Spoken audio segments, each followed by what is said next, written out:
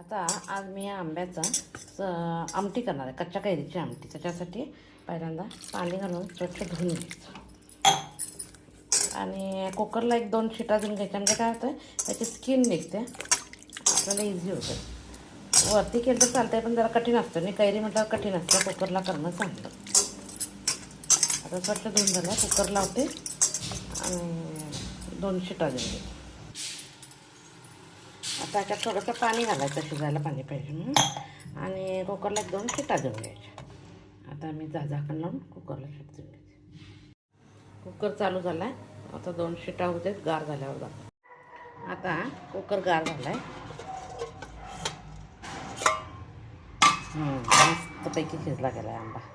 अजून थोडा गरम आहे, गार करायला ठेवूया आणि नंतर मासा एक करून घ्यायचं, स्मॅश करून पल काढायचा. आता जरा गार होते, अजून गरम आहे, असा हात लावता येणार नाही, करायला येणार नाही. कुकर लावून घेते भाताला.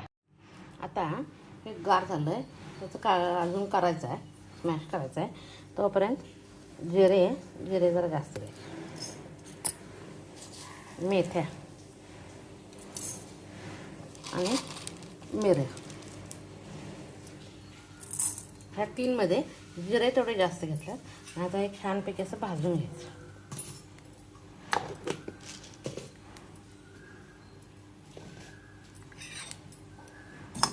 छोट आवाज येतो, जरा गॅस मोठा.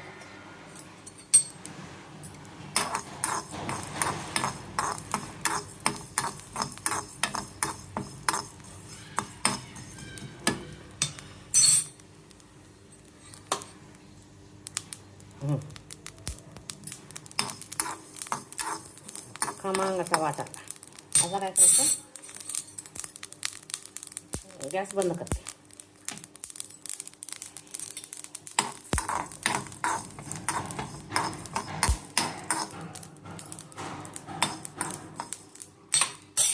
आता शक्यतो खलबत्ता किंवा पाटा वरवंट्याचाच मसाला करायला पाहिजे, तरच टेस्ट.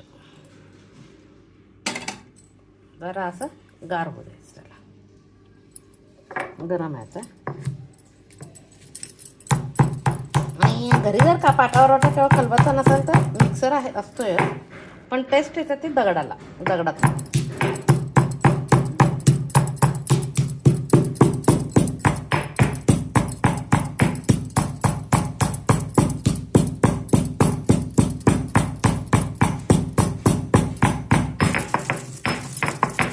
गरम असतोय, होऊन जातं. आता हे काय करायचं, त्याची ही स्किन काढून टाकायची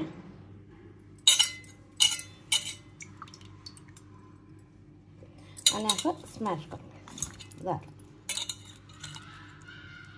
एवढंच करायचं, बाकीचं करायचं.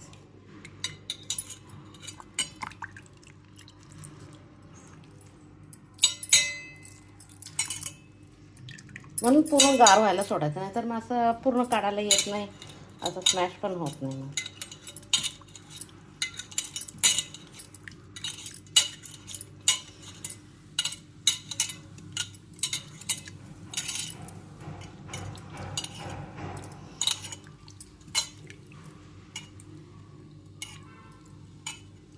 मग झालं स्मॅश. हे शक्यतो की नाही तिळीसार, म्हणजे असं रसमसारखं करायचं. आपल्याला प्यायला सरबत वगैरे कसा करतो की नाही, तसं.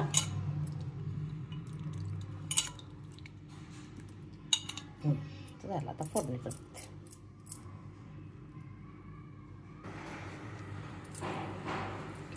आता तेल तापायला लागलंय,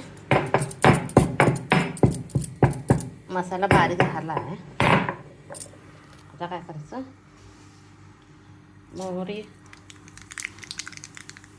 जिरे, थोडासा हिंग, कढीलिंब, फोडणीला लाल मिरच्या आणि 1-2 अशा मोठ्या घातल्या.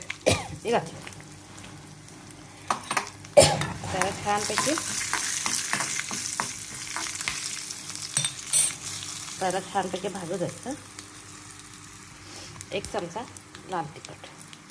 आणि काय करायचं, आता हे मँगोचं आपण काढलंय ना, त्याच्यात पाणी घालायचं.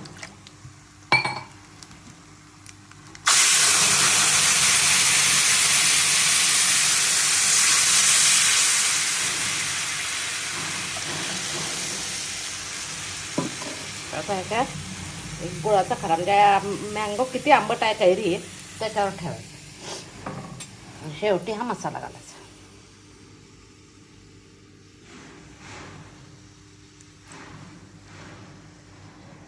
आता छान अशी उकळी येऊ द्यायची आणि उकळी आली की याला भरपूर कोथिंबीर घालायची. कैरीचं रसम खाण्यासाठी तयार होतं.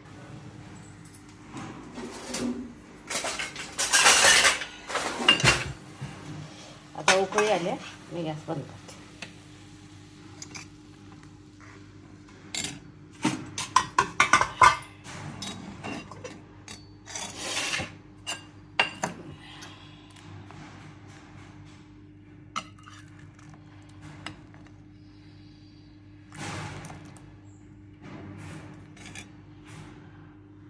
आजचं माझं जेवण रसम आणि भात.